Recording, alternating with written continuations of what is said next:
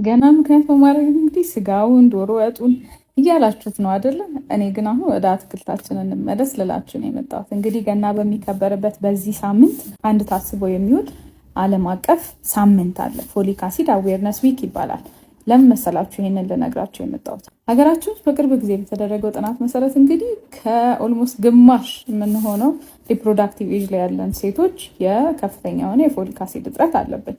አንደኛው እሱ ነው። ሁለተኛው ደግሞ እንደ ዓለም አቀፍ ደግሞ ሀገራችን ከሌሎች ሀገሮች በተለየ የነርቭ ዘንግ ክፍተት በከፍተኛ ሁኔታ የሚታይባትም ሀገር ነች። ስለዚህ ይህን ነገር መቀነስ ከፈለግን የመጀመሪያው መስራት የምንችለው ነገር የሰውነታችን ውስጥ ያለውን ፎሊክ አሲድ መጨመር ነው ማለት ነው። እነዚህ የምታያቸው ምግቦች በዋነኝነት ደግሞ እንግዲህ ወደ አትክልት ወደ ቅጠላቅጠሉ የሚያመዝኑቱ ውስጣቸው ጥሩ የፎሊክ አሲድ መጠን ስላለ እና በቀን 400 ማይክሮግራም የሚያክል ፎሊክ አሲድ መውሰድም ስላለብን እንግዲህ ይሄንን መውሰድ አትርሱ።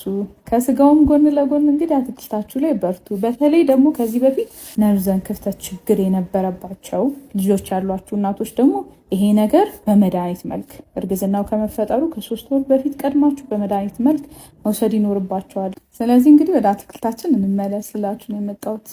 መልካም በዓል እና መልካም የፎሊክ አሲድ አዌርነስ ሳምንት ይሆንላችሁ። ደህና ሁኑ።